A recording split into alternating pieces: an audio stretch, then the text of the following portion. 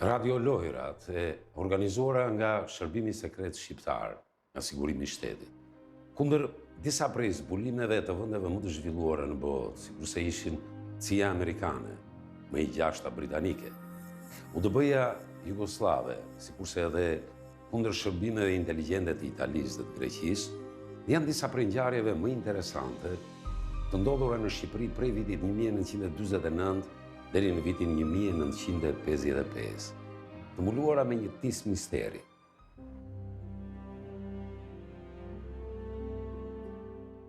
Në luftën e dytë botërore, Shqipëria u rreshtua për krah forcave përparimtare botërore kundër fashizmit dhe nazizmit, duke bërë rezistencë të armatosur, e cila u kurorëzua me çlirimin e Shqipërisë në nëntor të vitit 1944. Ndërkohë, gjatë luftës ishin përvijuar dhe më vonë kristalizuar qartë disa rryma politike kundërshtare të hapura me njëra tjetrën. Përveç legalitetit që udhëhiqej nga Abbas Kupi dhe që mbështeste mbretin Zok dhe kthimin e tij në Shqipëri, duke ringritur monarkinë, në vitin 1941 ishte krijuar edhe Partia Komuniste.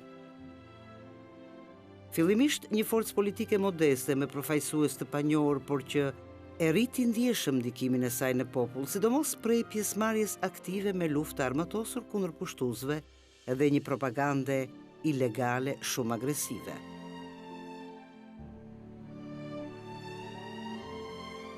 Një tjetër forcë politike ishte Balli Kombëtar, drejtuar nga Mitat Frashëri, i cili mblodhi rreth vetes intelektual të shquar. Fakti që Partia Komuniste përmes njësive të armatosura ilegale dhe çetave partizane ishte shumë e pranishme në luftën armatosur kundër fashistëve dhe nazistëve, bëri që ajo të shihej prej aleatëve anglo-amerikan më me përparësi, edhe pse ideologjikisht ishin kundërshtar. Siç dëshmohet prej generalit Edmond Davis në librin Aventura Iliriane dhe Hiberth në librin Fitoria e Hidhur, njësi të ndryshme speciale të ushtarakëve anglezë me mision të përcaktuar qartë për të drejtuar rezistencën kundër gjermanëve, ishin parashutuar në zona të ndryshme të rezistencës antifashiste dhe ishin instaluar që në vitin 1943 pranë shtabit përgjithshëm të ushtrisë nacionale çlirimtare. Megjithatë, ndihmat e aleatëve shkonin jo vetëm për komunistët, por edhe për legalitetin dhe ballin kombëtar, me qëllim pjesëmarrjen e tyre në rezistencën e armatosur. Ndërkohë, me afrimin e përfundimit të luftës së dytë botërore, kur tashmë ishte e qartë se nazizmit po i vinte fundi, misionet ushtarake angleze i përforcuan ndjeshëm lidhjet e tyre me nacionalistët në veri të Shqipërisë, sidomos me Abbas Kupin, me qëllim pengimin e ardhjes në pushtet komunistëve, gjë e cila me gjithë përpjekjet jo të pakta nuk u arrit dot. Me çlirimin e Shqipërisë më 29 nëntor të vitit 1944, Partia Komuniste fillon të instaloj pushtetin e saj në të gjitha hallkat. Në një kohë relativisht të shkurtër, pushteti politik i komunistëve strukturon një shtet të centralizuar fort, i cili synon një kontroll total në të gjitha fushat. Pjesë shumë e rëndësishme e këtij shteti është edhe Shërbimi Sekret, i cili e kishte zanafillën që gjatë luftës nacionale çlirimtare, por që tani nis të strukturohet mirëfilli si një njësi shtetërore me detyra të përcaktuara. Në vitet e para të çlirimit, pushteti komunist nuk e kishte ende kontrollin e plot mbi territorin dhe kufijt. Megjithse një pjesë e mirë e kundërshtarëve të komunizmit kishin ikur në mërgim, kishte shumë të tjerë që kishin parapërqyer të qëndronin në Shqipëri për të organizuar qëndresën me armë ndaj tij dhe më vonë përmbysjen e komunizmit. Mosmarrveshjet e shumta mes komunistëve dhe misioneve diplomatike anglo-amerikane do të pasohen me dëbimin e tyre nga Shqipëria në vitin 1947. Ndërkaq, këto misione kishin bërë maksimumin për të ndikuar politikisht në Shqipërinë e atyre viteve, duke mbajtur lidhje të qëndrueshme jo vetëm me përfaqësues të politikës shqiptare në mërgim, por edhe me kundërshtarët e komunizmit brenda territorit shqiptar. Tashmë kishte nisur lufta e ftohtë dhe qëllimi ishte i qartë, shkëputja e Shqipërisë nga bloku lindor, meqense këtu situata ishte më e favorshme. Shqipëria ishte vendi më i vogël, më i dobët ekonomikisht dhe më i largëti gjeografikisht që i bashkoi bllokut lindor. Kishte një opozitë politike të strukturuar në mërgim, si dhe njësitë armatosura kundër pushtetit në terren. Arsye këto që motivonin përpjekjet për përmbysjen e komunizmit, duke synuar një reakcion zinxhir edhe në vende të tjera. Roli kryesor për të arritur këtë qëllim sigurisht që do t'u takonte shërbimeve sekrete të vendeve respektive, sikurse edhe rolin kryesor për ta përballuar këtë sfidë do ta luante Shërbimi Sekret Shqiptar dhe Sigurimi i Shtetit, që tashmë ishte nën varësinë e Ministrisë së Brendshme. Sigurimi i Shtetit ishte strukturuar në 2 deg kryesore: zbulimi politik me fush veprimi jashtë vendit dhe kundër zbulimi me fush veprimi brenda vendit, me një rjet informatorësh dhe bashkëpunëtorësh të shtrirë gjerësisht. Radiolojërat e organizuara nga Sigurimi i Shtetit janë gjithsej 3. Përkatësisht koduara me emrat Buza e Bredhit, Fronti i Rezistencës, dhe ajo që ishte më e rëndësishme dhe me kozjatjen më të madhe, liqeni Bajkalit. Përpara se sa t'ju spjegojmë dhe t'ju tregojmë në mënyrë kronologjike se çfarë ndodhi gjatë këtyre radiolojrave, është shumë e rëndësishme të kuptojmë rrethanat historike në të cilat ato ndodhen. Në periudhën e radiolojrave të famshme, ministri i Brendshëm ishte Mehmet Shehu, ndërsa zëvendës ministër përgjegjës drejt për drejt për sigurimin e shtetit, Kadria Zbiu. Intervali kohor 1944-1953 është më intensivi i veprimtarisë për përmbysjen e pushtetit komunist në Shqipëri, që përfshin një alternim përpjekjesh nga jashtë dhe nga brenda Shqipërisë, pjesë të cilave janë dërgimet e grupeve të armatosura, bandave, me qëllim organizimin e revoltës së armatosur. Prishja me Jugosllavinë e shkëputi Shqipërinë nga kontakti fizik real me kampi socialist. Ishte vend i futur më thellë. Ishte vend i vogël, pa në zhvillim, pa në vlerë kështë se çfarë se po të zje Shqipërinë kështë di çdo bëje, të njëri dhe kampet e, po ishte, si thuash, zonë tampon.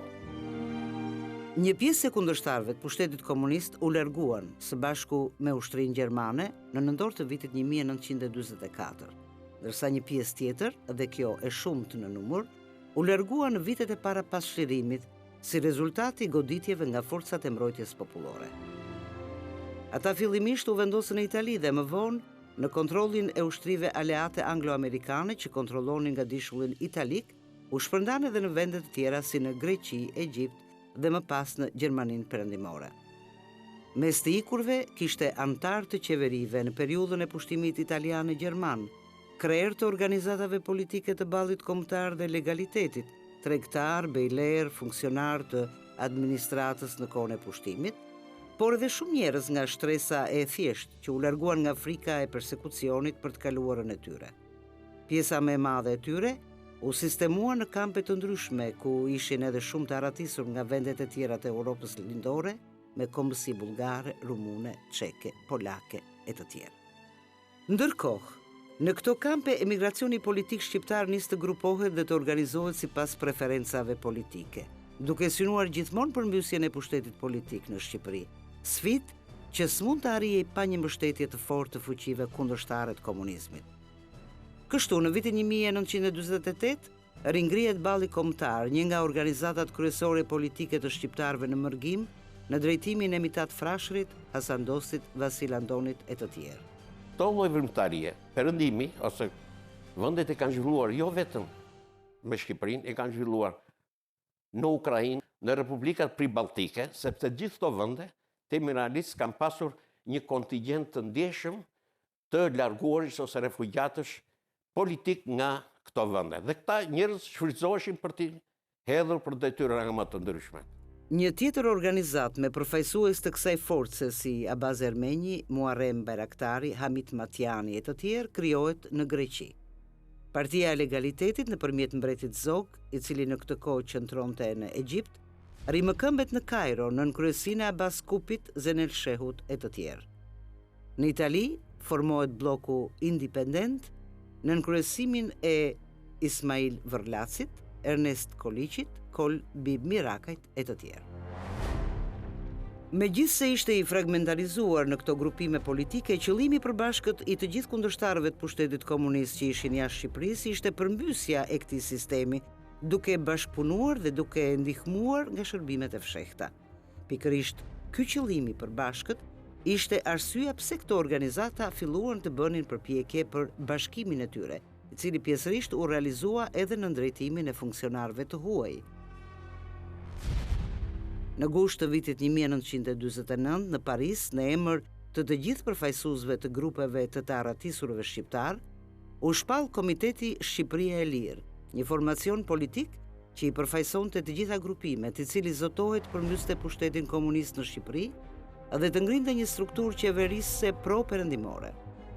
Formimi i këtij komiteti lehtësonte koordinimin mes shërbimeve sekrete, emigracionit politik shqiptar dhe kundërshtarëve të komunizmit brenda Shqipërisë.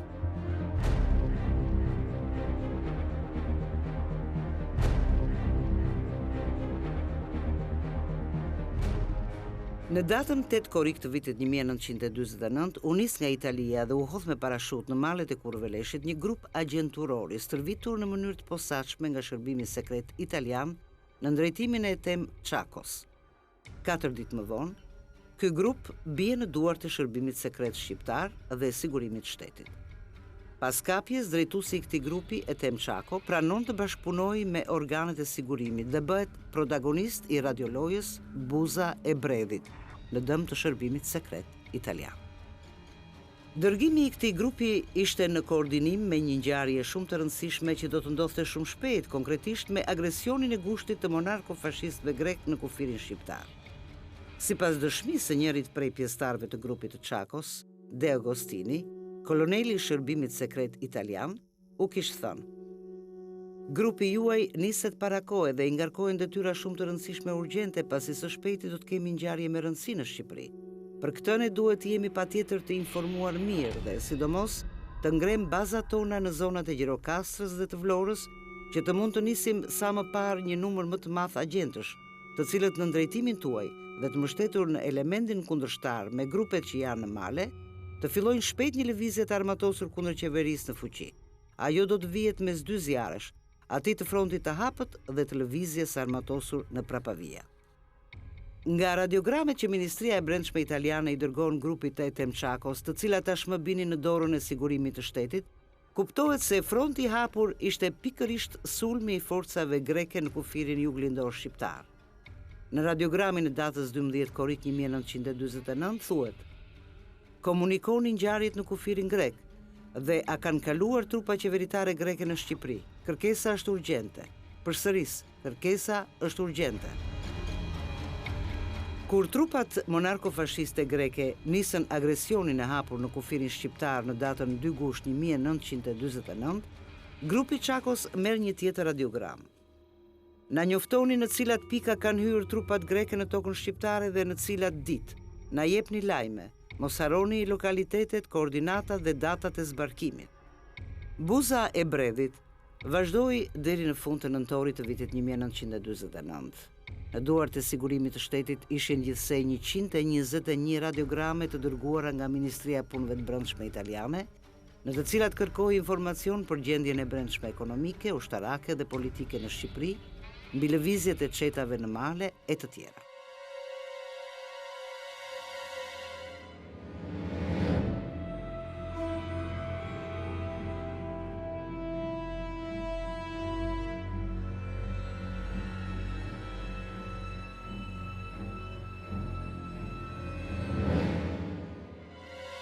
Të gjitha informacionet që merrte pala italiane përpunoheshin me kujdesin maksimal nga individët më të kualifikuar të Sigurimit të Shtetit, duke u shërbyer atyre pikërisht atë që dëshironte pala shqiptare.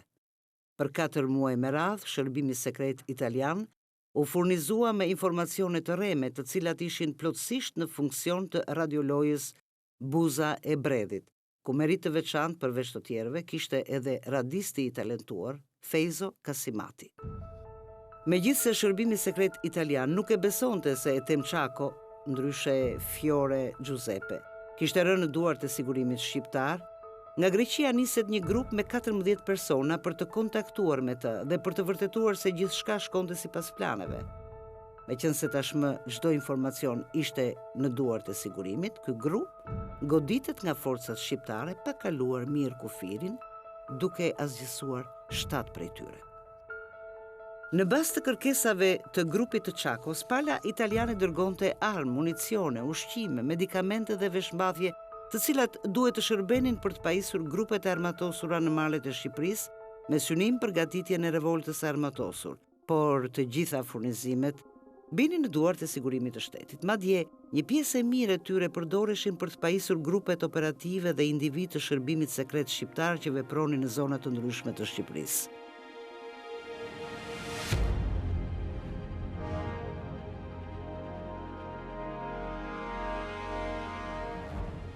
Pasi radioloja Buza e Bredhit e kreu funksionin e saj duke dhënë rezultatet që priste Sigurimi i Shtetit, grupi i Temçakos del përpara gjyqit në 30 qershor të vitit 1950 dhe ajo bëhet publike. Futja e grupeve të ndryshme me shqiptar apo vendas që pas 45-s dhe deri vonë ka ekzistuar. Por varet nga detyrat që kanë pasur. Një pjesë e tyre kanë hyrë me detyra thjesht zbulimi për të parë, për të vërtetuar çfarë bëhet, domos vitet 45 deri 48. Një pjesë tjetër detyra dhe më të rëndësishme, derisa në rastin e radiolojave kemi synime nga këto grupe që futeshin për të krijuar një rezistencë antikomuniste në Shqipëri, për të hyrë në lidhje me persona që ishin aktiv në këtë lloj aktiviteti, dhe njëkohësisht për t'i ndihmuar, mbështetur, bashkëpunuar me ta.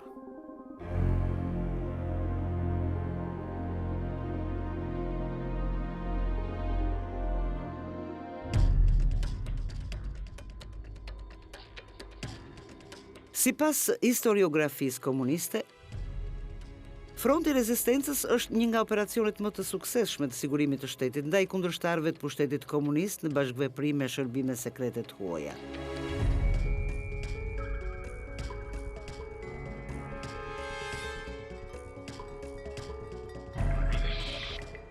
Po çfarë ishte Fronti i Rezistencës?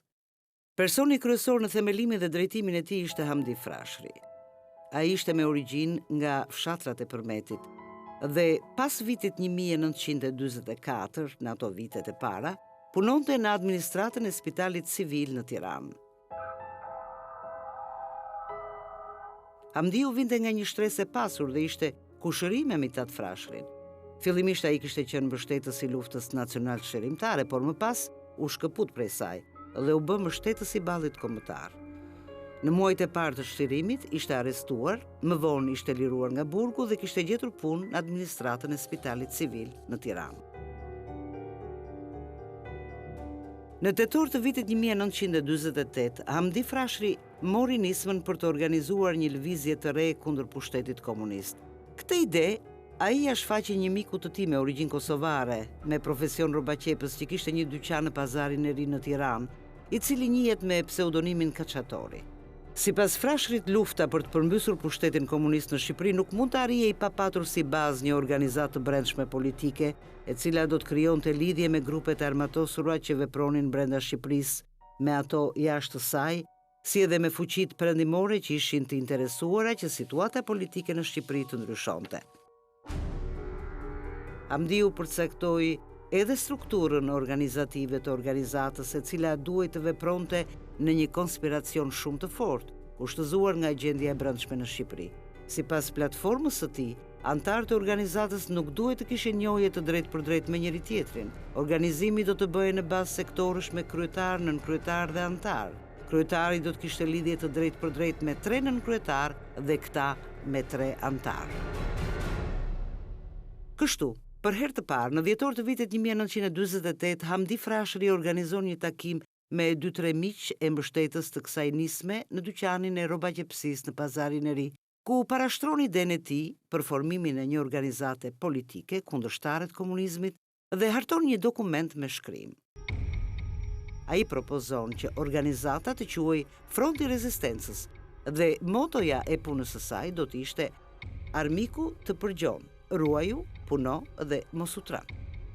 Hamdiu vazhdon përpjekjen e tij për realizimin konkret të organizatës nisur prej idesë fillestare dhe në janar të vitit 1949 organizon në kafe Kursal në Tiranë një takim pak më të zgjeruar me mbështetësit e tij, të cilët të gjithë kishin një të shkuar antikomuniste, por edhe vazhdonin të punonin secili sipas mënyrës së tij kundër pushtetit.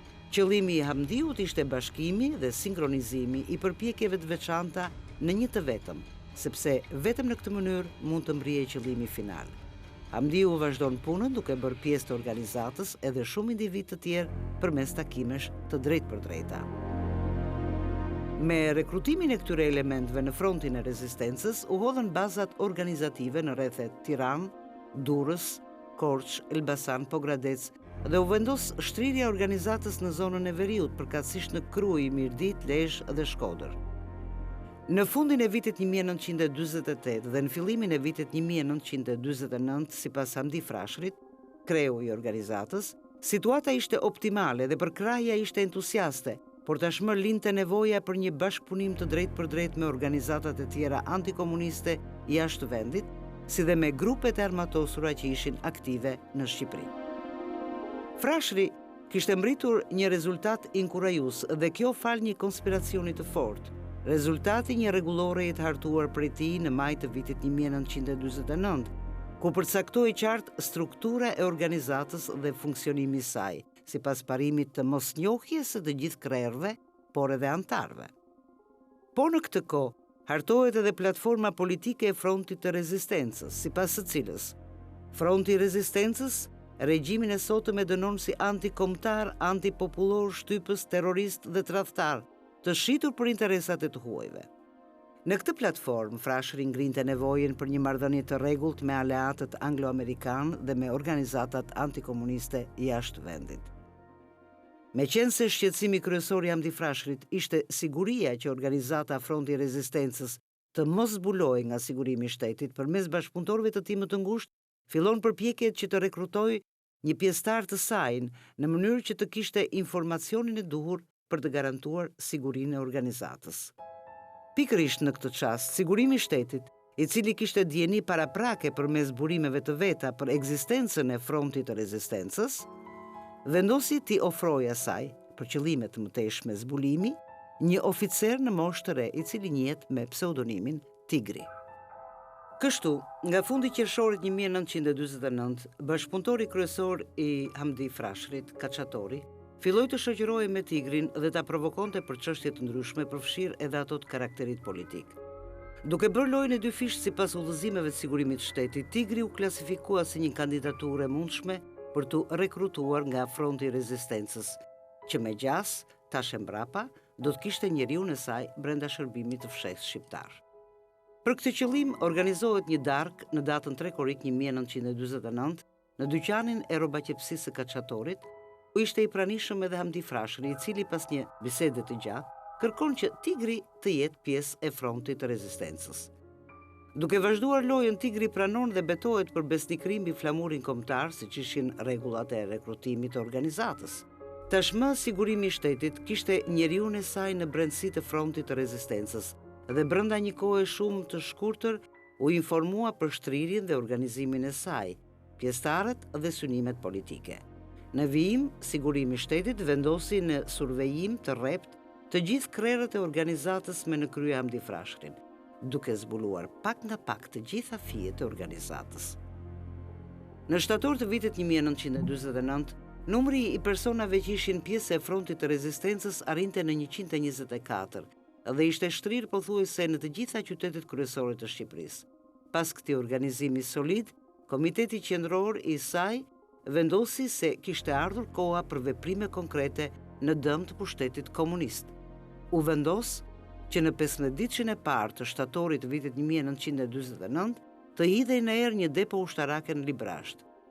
Mëtej, fronti i rezistencës kishte planifikuar edhe aksione të tjera ndaj organeve të sigurimit të shtetit u linte si nevojë urgjente që të ndërhynin, pasi i kishin siguruar informacionet paraprake.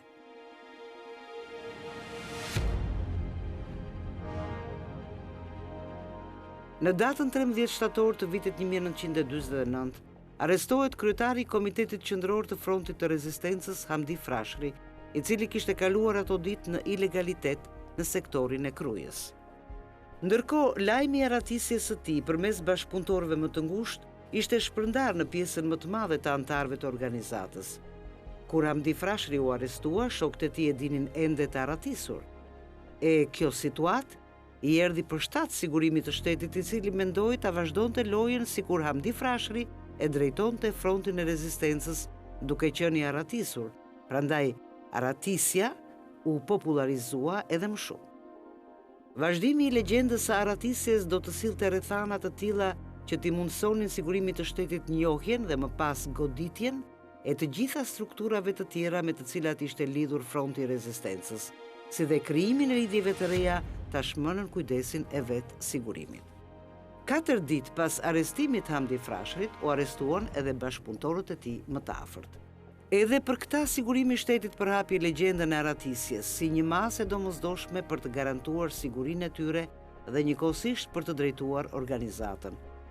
Në tetor të vitit 1949, strategjia e Sigurimit kishte filluar të funksiononte dhe të gjithë pjesëtarët e frontit të rezistencës e ndjenin veten më të sigurt, tashmë që shtabi i tyre ishte i sigurt në mal. Gjithçka tani drejtohej nga organet e Sigurimit të Shtetit. Një pjesë e mirë e fijeve të organizatës që shtriheshin në rrethe të ndryshme nuk u goditën me qëllim përdorimin e tyre për të depërtuar sidomos te grupet agjenturore që vinin nga jashtë Shqipërisë, qoftë nga toka, qoftë përmes parashutimit. Për zbatimin e planit të tij, Sigurimi i Shtetit nga tetori i vitit 1949 përgatiti grupet posaçme që do të vepronin në terren në emër të frontit të rezistencës me qëllim depërtimin fizik të grupet e armatosura antikomuniste që vepronin brenda territorit shqiptar. E në krye të grupit kryesor u vendos një nga oficerët më të përgatitur me pseudonimin Profesori, i cili tok me bashkëpunëtorët e tij do të shkonin në terren si një grup i arratisur në ndrejtimin e frontit të rezistencës që luftonin pushtetin komunist.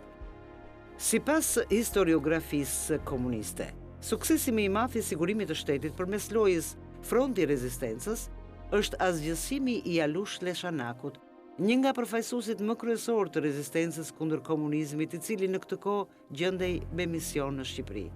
Ai kishte mbritur në Shqipëri në fillim të vitit 1950 me qëllim koordinimin e grupeve të ndryshme që vepronin sidomos në zonën e Shqipërisë mesme dhe të veriut. Nga fundi qershorit dhe fillimi i korrikut, Sigurimi i Shtetit nën maskën e frontit të rezistencës kishte filluar një korrespondencë të drejtë për drejtë me Alush Leshanakun me pseudonimin Luani dhe Gjon Gjinajn me pseudonimin Munella. Leshanaku dhe Gjinaj ishin dyshues dhe u treguan shumë të kujdesshëm në komunikimin me përfaqësuesit e frontit të rezistencës, duke kërkuar informacion të hollësishëm për organizatën, kë përfaqësonte ajo, qëllimet politike, shtrirjen e saj, vendin ku gjendet komiteti i saj qendror e të tjera. Sigurimi i Shtetit ju përgjigj të gjitha pyetjeve të tyre në emrin e Hamdi Frashërit nën pseudonimin Besniku dhe me qëllim futje në kurth të Leshanaku dhe Gjinajt, propozonte që palët të afroheshin sa më shpejt me qëllim që të sqaroheshin të gjitha paqartësitë. Pas shkëmbimit të disa letrave, Leshanaku kishte njoftuar qendrën në Rom për ekzistencën dhe influencën e frontit të rezistencës si një organizatë shumë e zgjeruar me grupet armatosura, në përbërje të së cilës kishte edhe njerëz me ndikim brenda pushtetit komunist.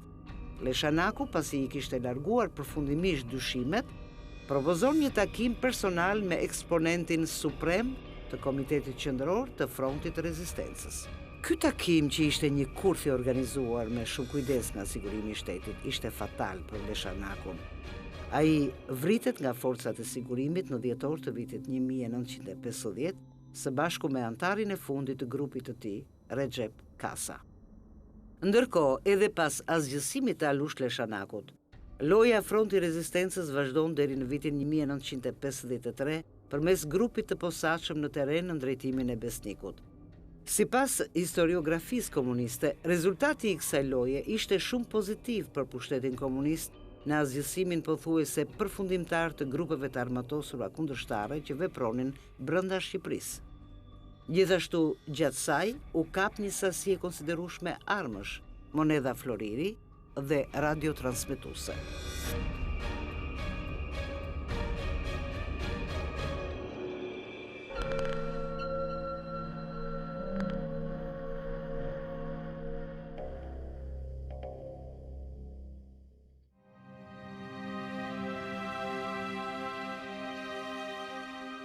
Radioloja që zgjati më shumë dhe që u propagandua si më e suksesshme nga Sigurimi i Shtetit është liçeni i Vajkalit. Një nga protagonistët e kësaj radioloje, Pilo Shanto, e ka përshkruar gjatë dhe me udhësi organizimin dhe funksionimin e saj. Në të gdhirë të 5 gushtit 1952, një aeroplan i huaj, ardhur nga përtej detit, hyri në hapësirën ajrore shqiptare në sektorin e Lezhës, vazhdoi fluturimin në hapësirën e Shqipërisë mesme dhe të jugut dhe pastaj kalon në hapësirën greke. Dega e punëve të brendshme të Gramshit të rishte vëmendjen se ky aeroplan kishte qarkulluar 2 herë mbi malin e Lenjes dhe kishte ndezur e shuar dritat e kuqe. Më vonë u gjetën të shpërndara me shumicë fletushka propagandistike me titullin Shqipëria. Bazuar në këto të dhëna, Dega e 9 e Drejtorisë së Sigurimit të Shtetit, pas një analize të hollësishme, mbri në përfundimin se misioni i aeroplanit ka qenë furnizimi i ndonjë grupi të panjohur të armatosur, ndërsa fletushkat ishin thjesht për maskinë. Forcat e policisë së Gramshit së bashku me forcat vullnetare fillojnë kërkimet në zonën e malit të Lenjes dhe në vendin e quajtur Varri i Plakës. Atje gjejnë mbeturinat e 5 zjarreve të vendosura në formën e gërmës T dhe në afërsi të tyre një parashut të fshehur mes shkureve. Të gjitha këto i jepnin të drejtë përfundimit të sigurimit të shtetit, por gjithsesi mbetej enigmë nëse aeroplani kishte bërë thjesht furnizim apo kishte desantuar persona të tjerë. U zgjerua edhe më shumë diametri i kërkimeve, por nuk u gjet asnjë shenjë tjetër, përfshirë edhe atë të drejtimit se nga mund të ishte zhvendosur grupi. Kjo e vështirësonte shumë gjurmimin e tij. Sikurse dëshmon Shanto, pas një analize të hollësishme, organet e sigurimit mbritën në përfundimin se ky grup ishte në lëvizje sipër. Fakti që kërkuan furnizime nga ajri do të thoshte se nuk kishin baza në atë zonë. Versioni më i besueshëm ishte se grupi sapo kishte hyrë në Shqipëri nga Greqia dhe ishte në udhëtim për në zonën e saj të veprimit. Sipas kësaj analize, grupi nuk ishte në shërbim të zbulimit grek, jugoslav apo anglez, sepse ata nuk praktikonin desantimin nga ajri. Ndërkohë, meqense Shërbimi Sekret Italian e kishte ndërprer futjen e agjentëve të saj, grupi duhet ishte në shërbim të CIA-s dhe po udhtonte drejt verilindjes. Më 15 maj 1952, një bari informonte se kishte takuar në zonën e Martaneshit 2 persona të veshur me rroba ushtarake dhe të armatosur me automatik gjerman. Pasi nuk patën mundësi t'i fshiheshin, bariu t'i thanë se ishin ushtar të mbrojtjes. Gënjeshtra ishte e qartë sepse repartet e divizionit të mbrojtjes së popullit nuk kishin qenë ato ditë në atë zonë. Ky fakt e përforconte versionin se ata ishin pjesë e grupit të armatosur që kishte udhëtuar drejt verilindjes. Për të zbuluar se cili ishte ky grup i armatosur, Sigurimi i Shtetit vendosi në survejim të rreptë personat që bënin lëvizje të pamotivuara në këtë zonë, lidhjet farefisnore mes tyre, madje edhe ato miqësore dhe familjare kudo që ndodheshin, por në mënyrë të veçantë ata që ndodheshin në Bulqiz dhe në fshatrat përreth. Rezultoi se ata që bënin lëvizje të pamotivuara ishin farefis me njëri tjetrin, por njiheshin si njerëz me sjellje korrekte, megjithse në të shkuarën kishin qenë përkrahas të legalitetit. Një i afërt i tyre, Zenel Sheu, kishte qenë oficer shërbimi me gradën kapiten në pallatin e mbretit Zog dhe ishte larguar jashtë shtetit bashkë me familjen mbretërore në prill të vitit 1939. Përmes agjentëve të infiltruar mes kundërshtarëve të pushtetit, Sigurimi i Shtetit u informua se ishte pikërisht Zenel Sheu drejtuesi i grupit. Ai ishte nisur në Shqipëri me një mision të rëndësishëm nga mbreti Zog në kujdesin e Shërbimit Sekret Amerikan. Pas këtij informacioni, u arrit të identifikoheshin të gjithë agjentët në përbërje të grupit, lidhjet me agjentët e tjerë si dhe baza kryesore ku strehoheshin. Sipas Pilo Shantos, dega e 9 e Drejtorisë së Sigurimit të Shtetit, duke menduar se nga përpunimi i mtejshëm i grupit nuk do të arrijë ndonjë rezultat me rëndësi, i propozoi Kadria Zbiut, në atë kohë zëvendës ministri i punëve të brendshme për organet e sigurimit të shtetit, arrestimin e 2 agjentëve. Por ai nuk e pranoi propozimin dhe këshilloi të shihej me kujdes nëse ishin mundësitë ose a mund të krijoheshin mundësitë për të arritur më shumë se sa arrestimi, ndoshta duke filluar një radioloj me zbulimin që i kishte dërguar.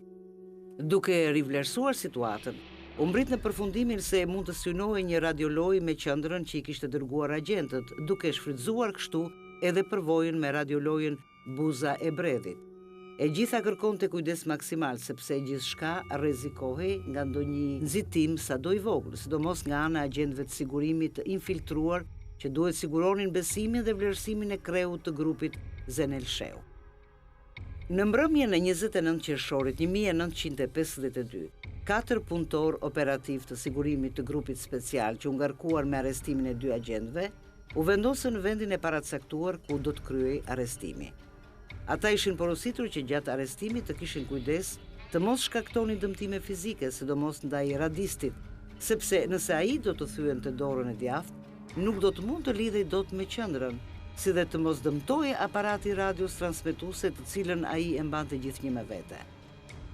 Operacioni del me sukses, dhe të 2 agjentët, Zenel Shehu, kreu i grupit, dhe radisti Tahir Preçi, bien në duart e sigurimit të shtetit. Për fillimin e radiolojës ngrihet një grup i posaçëm me 4 punëtorë operativ, ku secili do të kishte një detyrë të veçantë. Përkatësisht, Piloshanto do të merrej me mashtrimin e qendrës së huaj me të cilën do të luajë. Feizo Kasimati me kontrollin e punës së agentit radist për të mos i dhënë mundësinë që gjatë procesit të ndërlidhjes me Cian të njoftonte se transmetonte i komanduar nga zbulimi shqiptar. Banush Goxha do të ndiqte reagimin e lidhjeve që kishin krijuar 2 agjentët në zonën e Bulqizës pas shkëputjes së kontakteve me ta, t'i qetësonte dhe t'i justifikonte pamundësinë e takimeve të drejtë për drejta. Asim Aliko do të merrej me sigurinë e agjentëve, sidomos me sigurimin e agentit radist. I gjithë grupi do drejtohej nga Kadria Zbiu. Radiolojës ju vu emri i koduar liçeni i Vajkalit. Drejtuesi i grupit Zenel Sheu pranon të bashkëpunojë me organet e sigurimit dhe prej tij ata mësojnë se zanafilla e dërgimit të grupit në Shqipëri lidhej me një vizitë që kishte kryer mbreti Zog në Shtetet e Bashkuara të Amerikës në vjeshtën e vitit 1951. Atje ai kishte kontaktuar me drejtues të CIA-s, të cilët i kishin kërkuar të rekomandonte kandidatura të afta dhe me ndikim për t'i dërguar me mision në Shqipëri. Mes të tjerëve, ai u rekomandoi edhe Zenel Sheun si ish oficer i gardës së tij. Sipas deponimeve të Zenel Sheut, mbreti Zog, pasi kthehet nga Shtetet e Bashkuara të Amerikës në Egjipt, e thret dhe i thot se do të shkojë me mision në Shqipëri në ndrejtimin dhe sipas udhëzimeve të CIA-s. Misioni që u ngarkua ishte organizimi një kryengritje të armatosur në zonën verigjindore të Shqipërisë, aty ku edhe qëndresa ndaj komunizmit ishte më e fortë. Më pas, grupi stërvitet për rreth 1 muaj në qendrën e CIA-s në Athinë. Dhe duke u gdhir 1 maj i vitit 1952, grupi arrin të kalojë kufirin në zonën e malit të Gramozit. Por një prej pjesëtarëve sëmuret rrugës dhe kthehet, kështu që mbeten vetëm 3 veta. Ndërkohë, sipas dëshmisë së Zenel Sheut, gjendja në Shqipëri ishte shumë e vështirë për ta dhe një pjesë e mirë e miqve dhe e të afërmve nga frika e pushtetit nuk pranonin ta ndihmonin. Pasi agjentët pranuan të bashkëpunojnë me sigurimin e shtetit, çështja më delikate tani mbetej mënyra e rivendosjes së lidhjeve me qendrën, pas një mungese relativisht të gjatë, si dhe formulimi i radiogramit të parë. Siç dëshmon Piloshanto, u mendua që në seancën e parë të ndërlidhjes të mos transmetohej ndonjë informacion, por vetëm të vendosej lidhja, por kjo mund të sillte dyshimin e qendrës pas një shkëputje disa ditore. Atëherë u vendos që të dërgojë një radiogram për të treguar se çdo gjë vazhdonte normalisht dhe se vonesat kishin arsyet e tyre objektive. Radiogrami i parë i radiolojës liçeni i Vajkalit ishte 66-13 Maria. Datën 25 qarkulloi aeroplan. Janë vënë në lëvizje forca policie dhe populli. Hala nuk dihet kur kanë me u largu. Anulloni DZ deri në njoftim të dytë. Ndërkohë, Qendra kërkon informacion për gjendjen në zonën e matit, me sa duket për ta krahasuar me të dhënat që kishte nga burimet e tjera. Në radiogramin e dytë thuaj 64-14 Maria. Në mat punohet me ndërtu një hidrocentral. Punojnë mase 300 persona vullnetar dhe me rrok, shumica janë nga Burreli. Të gjitha radiogramet që i transmetoheshin qendrës formuloheshin sipas të folmes karakteristike të Zenel Sheut, por edhe sipas modelit të radiogrameve të mëparshme që ata kishin dërguar ende pa rënë në duart e Sigurimit të Shtetit. Edhe vendi prej nga transmetoheshin zgjidhej në përkim me zonën ku duhet vepronte grupi. Siç dëshmon Shanto, radioloja kishte vështirësi të shumta dhe rreziku se mund të dështonte ishte shumë i madh, aq më tepër kur kishin të bënin me një shërbim sekret shumë të aftë, por e gjitha u lehtësua dhe u mundësua prej bashkëpunimit të plot të dy agjentëve. Përpasoj, zbarkimet me furnizime nga ajri bëheshin sipas udhëzimeve të Sigurimit të Shtetit që i transmetoheshin qendrës, duke arritur shmangjen e dyshimeve. Por problemi kryesor ishte zhdukja e kreut të grupit Zenel Shehu dhe mungesa e takimeve fizike mes tij dhe bashkëpunëtorëve të tjerë. Tashmë kishin nisur dyshimet dhe përshpëritjet e para mbi zhdukjen e kreut të grupit dhe radistit. Nisur nga kjo situatë, grupi operativ përmes një agjenti të infiltruar në radhët e kundërshtarëve shpërndan disa dhurata në emër të Zenel Shehut për disa nga miqtë e tij më të afërt. Përmes informacioneve që jep vetë Zeneli, dhuratat kishin të bënin me kërkesa shumë personale, të cilat i dinte vetëm ai dhe miqt, ndaj përmbushja e tyre do t'i fashiste dyshimet. Mes tyre ishte edhe një thik automatike, të cilën njëri prej miqve të tij ja kishte parë Zenelit, i kishte pëlqyer shumë dhe i kishte kërkuar një për vete. Në datën 4 gusht 1952, pas këmbguljes së qendrës, me gjithë refuzimet e Zenelit sipas udhëzimeve të Sigurimit të Shtetit, desantohet agenti Halil Branica, i cili arrestohet menjëherë sapo zbret në tokë. Branica nuk pranon të bashkëpunojë me Sigurimin dhe nuk i jep parullat provë, duke justifikuar se nuk dinte gjë, apo nuk mbante mend gjë. Me gjithë përpjekjet e mëdha të Sigurimit, Branica nuk e tregoi parullën përmes së cilës do të informonte qendrën se kishte mbritur shëndoshë mirë dhe se ishte bashkuar me grupin. Siç rrëfen Shanto, në këtë situatë u mendua që gjithsesi qendra të njoftohej me një radiogram se Branica mbriti mirë dhe të pritej reagimi. Në këtë seancë ndërlidhje qendra nuk jep radiogram. Kuptohet se në radiogramin e saj do të ishte edhe parulla provë. Meqense Branica rishtas refuzoi të bashkëpunonte, qendrës i kërkohet të përsërisë radiogramin me synimin për të kuptuar diçka më shumë. Por radiogrami i nisur prej saj fillonte me pyetjen: a doni pushk? Një tjetër parull provë kjo. Përmes përgjimesh të kujdesshme, kundër të tjera kërkoi që të informojë mbreti Zog për gjendjen në mat, për të theksuar se të dy agjentët ishin njerëz shumë të afërt me Zogun dhe s'mund të bashkëpunonin me zbulimin shqiptar, u arrit që dyshimet të zbeheshin disi, megjithse nuk u zhdukën plotësisht. Gjithsesi, radioloja liçeni Vajkalit vazhdonte normalisht. Pikërisht në këtë situatë delikate ndodh një ngjarje që e rrezikoi atë seriozisht. Në mbrëmjen e datës 29 tetor 1952, radisti i grupit mundi të arratise nga dhoma e izolimit të drejtorisë së punëve të brendshme të Tiranës, së bashku me policin që ishte ngarkuar ta ruante. Kjo ngjarje sillte dështimin e radiolojës, sepse pa agentin radist ishte pamundur të vazhdojë. Në mbledhjen analizë të zhvilluar në drejtimin e Mehmet Sheut, ministri i punëve të brendshme, u vendos që të gjendeshin mundësitë për ta vazhduar radiolojen, ndërsa vazhdonte ndjekja e radistit, i cili në një prit të organizuar nga forcat e ndjekjes u përgjigj me zjarr. Qendra, sipas planit paraprak, dilte në transmetim dhe kërkonte me insistim të ndërlidhej. Kjo tregonte se qendra ishte shumë e shqetësuar. Ndërkohë, dy të arratisurit po i afroheshin kufirit përmes pyjeve të martaneshit. Në këtë gjendje emergjente, grupi operativ vendos të transmetojë një radiogram që u dërgua nga radisti shqiptar me dorën e majt, 66-86 Maria. Tahiri ka thy dorën se është rrëzu. Punon me dorën e majt. Është shumë smur. Presim zbarkim në datat 6-8, jo më vonë se ora 23. Presim edhe barna dhe këshilla si me I përdor ato. Lutemi pilotëve me zbarku me kujdes parashutat. Ndërkohë, radisti aratisur vritet në pyjet e martaneshit. Pas dërgimit të radiogramit, radisti I qendrës transmeton gërmat AS, që do të thoshin ndërprerje transmetimit. Sigurisht që ai e kishte kuptuar se nuk ishte e njëjta dorë dhe kishte njoftuar e prorët e tij. Me gjithë dyshimet e vazhdueshme të qendrës për gjendjen e agjentëve të saj, ajo e vazhdoi komunikimin duke kërkuar informacione të ndryshme, por edhe duke vënë në provë vërtetësinë e këtyre informacioneve. Në vijim, grupi operativ I Sigurimit të Shtetit vendosi që të kërkojë ardhjen e një radisti tjetër, meqense gjendja e Tahirit ishte e rëndë dhe nuk mund të vazhdonte detyrën.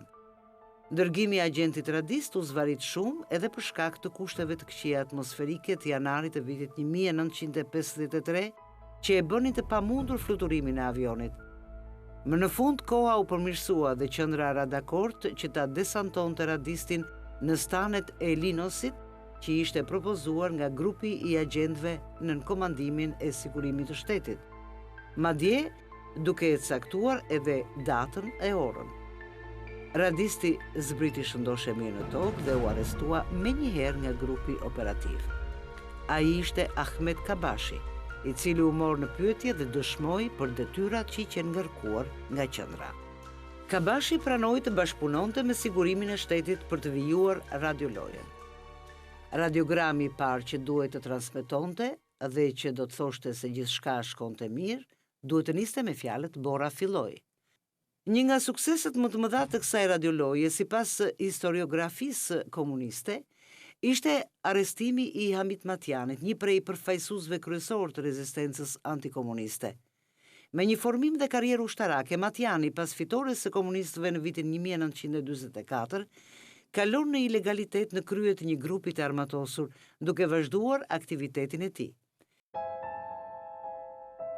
Pasi plagoset rënd në vitin 1947, ai kalon në Greqi, më pas futet 6 herë në Shqipëri në ilegalitet, duke kryer aktivitet kundër pushtetit komunist me qëllim dobësimin dhe destabilizimin e tij. Së bashku me të, qendra do dërgonte edhe 2 agentë të tjerë për ta shoqëruar. Sipas njoftimeve të qendrës, më 1 maj 1953, në orën 21, grupi operativ u vu në pritje të Hamit Matjanit në fushën e Gurit të Vashës. Pas desantimit, ata arrestohen pa mundur të bëjnë qëndres.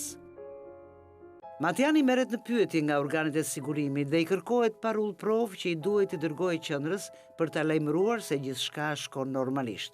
Ai tha se nuk ishte dhënë asnjë parull provë dhe megjithse Sigurimi Shqiptar dyshoi në fjalët e tij, koha I dha të drejtë. Atij nuk I ishte dhënë asnjë parull provë. Detyra e tij kryesore ishte shoqërimi dhe sigurimi I kalimit kufirit me Greqinë së bashku me kryetarin e grupit Zenel Shehu. I gjithë udhëtimi imagjinar I grupit drejt kufirit me Greqinë ishte pjesë e vazhdimit të radiolojës liçeni I Vajkalit. Tashmë kishin kaluar 16 muaj që nga nisja e saj, dhe Sigurimi I Shtetit kishte marrë vendimin për ta përfunduar atë, meqense synimet ishin arritur plotësisht. Të vërtetën për grupin e Zenel Shehut, qendra do ta mësoi nga komunikata e Ministrisë së Punëve të Brendshme, e cila u publikua në janar të vitit 1954, ku thuhej se agjentët ishin arrestuar sapo kishin hyrë në Shqipëri dhe se do të gjykoheshin në një gjyq të hapur. Gjyqi kundër Zenel Shehut dhe 5 antarëve të tjerë, përfshirë edhe Hamit Matjanin, u zhvillua në prill të vitit 1954 në kineman e brigadave në Tiranë. Gjyqi ishte I hapur dhe të gjitha seancat transmetoheshin nga Radio Tirana për të informuar sa më gjerë opinionin publik, jo vetëm brenda vendit, por edhe jashtë tij. Është një fakt interesant se ditën e fundit të gjyqit një aeroplan I huaj fluturoi në mesditë ulët mbi Tiranë, duke shpërndar fletushkën Shqipëria, në të cilën personat që po gjykoheshin në kundërshtim me propagandën komuniste, cilësoheshin si heroj nacionalist, të cilët populli duhet I nderonte. Sipas historiografisë komuniste, radioloja liçeni Vajkalit është veprimtaria më e suksesshme që kundër zbulimit shqiptar ka zhvilluar kundër shërbimeve sekrete të huaja gjatë periudhës 1945-1990. Kjo vlerë rritet po të ketë parasysh se është zhvilluar kundër CIA-s, e cila ka qenë dhe vazhdon të jetë një nga shërbimet sekrete më të fuqishme me potenciale shumë të mëdha. Gjatë 16 muajve që vazhdoi Radioloja, u shkëmbyen me qendrën e CIA-s në Greqi 302 radiograme, 209 prej të cilave ju transmetuan atyre nga grupi operativ i kundërzbulimit që drejtonte Radiolojën, ndërsa 93 radiograme u morën prej qendrës. Ndërkohë në duart e Sigurimit Shqiptar ranë një sasi e madhe armatimi, municionesh, rreth 12 radiotransmetuse, si dhe një shumë e madhe parash në monedha floriri. Në vitet 60, para 60, kur studentët tanë shkojnë në akademitë e KGB-s, atë në akademitë e KGB-s ishte material jashtë leksioneve, pikërisht të përpunuar në këto dy lloj radiolojash, edhe Buzebret dhe liçeni Bajkali. Jo referonin të gjithë studentëve të huaj që mund të kishte gjerman, çek, dhe e merrin si material reference për që punë e organizuar ishte bërë. Dhe i jepnin që e ka bërë sigurimi i shtetit, nuk thoshin që e kemi bërë ne.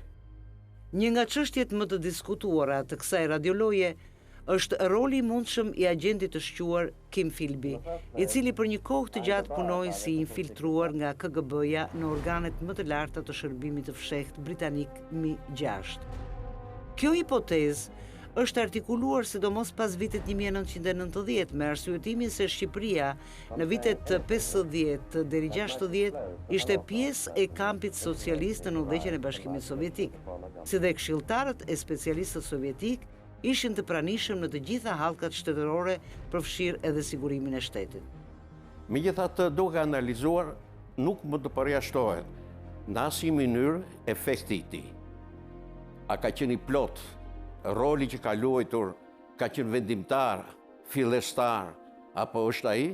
Këtu çështja ha diskutim. Ishte një agent ideologjik që nuk e përjashtonte dhënien e ndihmës kampit socialista asaj kohe. Dhe i quante si një detyrë të tij për shkak të bindjeve që kishte.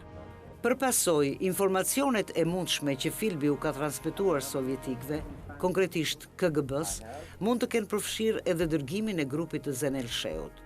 Pra Sigurimi i Shtetit Shqiptar, paraprakisht ka qenë në dieni në sajt informacioneve që mund të kishin ardhur nga zbulimi sovjetik. Një tezë e tillë duket krejt logjike, por sipas pjesëmarrësve të drejtë për drejtë në radiolojën liçeni Vajkalit, mes të cilëve Piloshanto, kjo tezë nuk qëndron. Radioloja është plotësisht organizim dhe drejtim i kundërzbulimit shqiptar. Sipas tij, në kohën kur u përgatit dhe filloi ky operacion, organet e sigurimit të shtetit nuk kishin lidhje me KGB-n.